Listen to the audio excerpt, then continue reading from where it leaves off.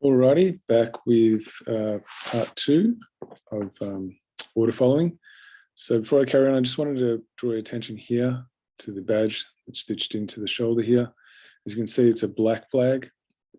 There was a band called Black Flag, actually, now that I remember. And so, yeah, it's very consistent to what was happening when the port guys were out brutalising the population here in Victoria. They too had a black badge. So what a coincidence.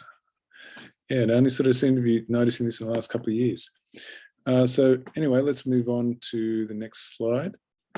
So I'll be right back. All right, so now we're up to part two of occult programming, and that's conformity. So in order to conform, what's required? Well, there's zero tolerance for any individuality. All right, so you think about that. There's no chance for you to express yourself in your unique way. That's not going to work out, is it? So that all has to get squashed.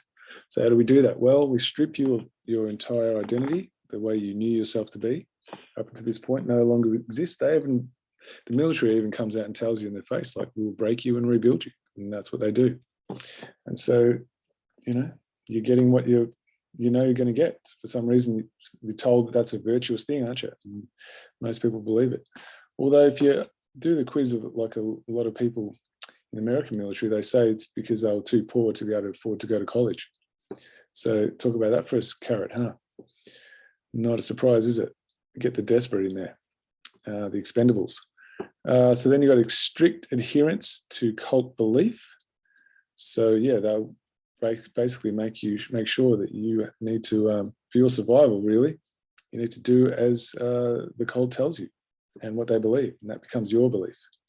So then you look at uniforms, right? The uniforms that the cult wears. Now, you think about all the other places you'll see a uniform.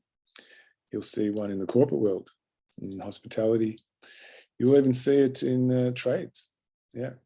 What about the football field? You might see a few there. So what's the point of uniform? One form, rigidity for singularity in appearance, speech, and behavior.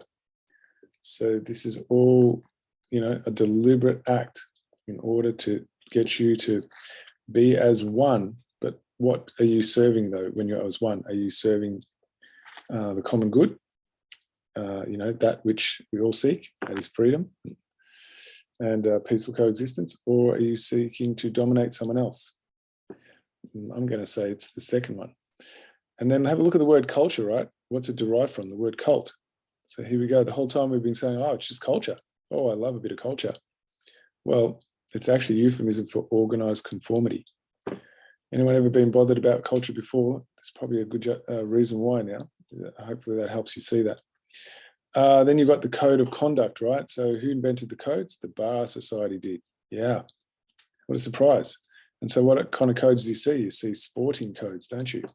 So just wanted to bring up this image just to show you, and it will come later in one of the other ones. I'm going to talk about it in a different way once I can get this up, actually.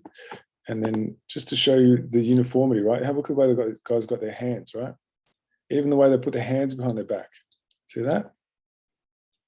There we go, right there. It's conformity right there. So they can't see each other's hands, but they've all got their hands a specific way. Now tell me that's not some top-notch conformity right there. All right, let's continue on. Okay, so the next way that you're cult programmed, I guess, is through indoctrination, through repetition. So what do? Well, let's use the military as an example. They give you rigorous schedules and instructions. And then there's a repetition of the lie until it becomes a belief. Now you think about advertising, same thing, right? Why do they have to repeat it so often? You think about how much times you'll see it on the mind control box. It just keeps coming, the message is repeated. Politics, same thing, repeated. It's all lockstep. It's the most powerful form of mind control is repetition. The only reason you need to repeat it is because it's not true. If it exists in nature, you wouldn't need to repeat it, would you? To get someone to believe it. So, this is why that's an essential part, repetition through indoctrination, through repetition. And then you've got, again, repetitive behaviors such as obstacle courses, drills, formations, and marching in step. So, they're repeating the lie and then they're repeating the actual physical demands of what's required for you to be a good order follower. to totally lose your capacity for self-determination. That's an essential part.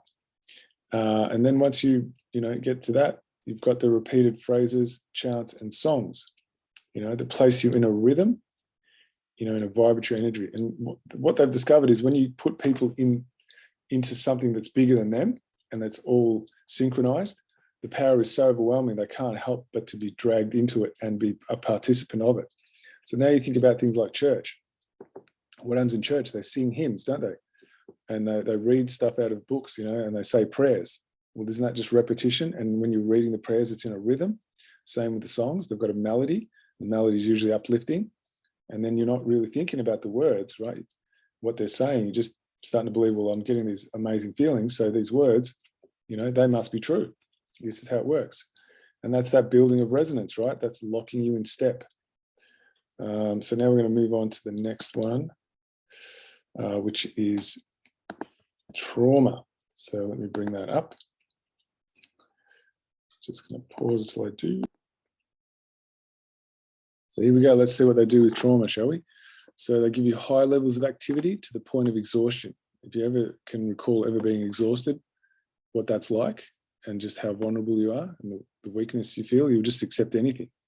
And then they compound that, should I say, with low sleep time and disrupted sleep. So the military is brilliant for that, right? Then you can't get any stability if you're getting your sleep disrupted, can you? So there's no rhythm there. So you're in a state of hypervigilance. So how do you actually, navigate when you're hypervigilant, right? Your nervous system never calms down. What's that like? And then they give you a high carbohydrate diet, right? And low nutrient intake. So they're giving your body fuel so it can do what it needs to, but they're starving your brain, right? To place it in a weakened state of resistance. So they need the body active, but the mind to be weak.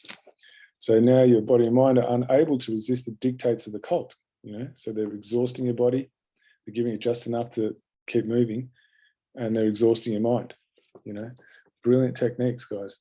These are really well worked out. They know exactly what they need to do. And then that's not enough, right? So now they move to the emotional trauma, right? This is how we weaken the spirit. So they've got your mind and the body. Now it's time to get to your spirit. So that's constant verbal abuse, screaming, condemnation, and criticism to demoralize and destroy your sense of self-worth.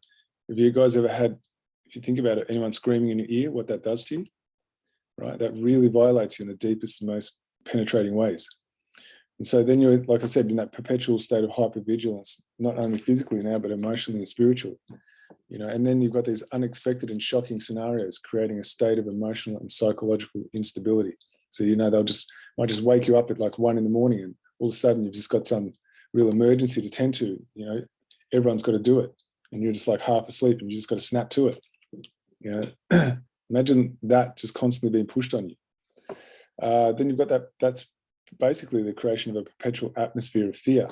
And what does fear do? Fear leads to ignorance, confusion, slavery, chaos, and violence, right? And how can you live in a system of justice and freedom if fear is always present? Because it's not possible. So this whole time, guys, we've been thinking we've been free. We've never really understood the occult programming we've all been under, right? The military is just the extreme version of it, but there's always versions that we've been going through as well.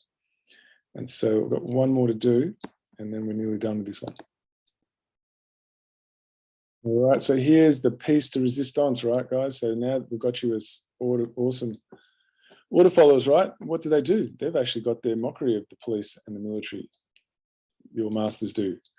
Did you know that? Yeah, they actually refer to you as their dogs or their pets.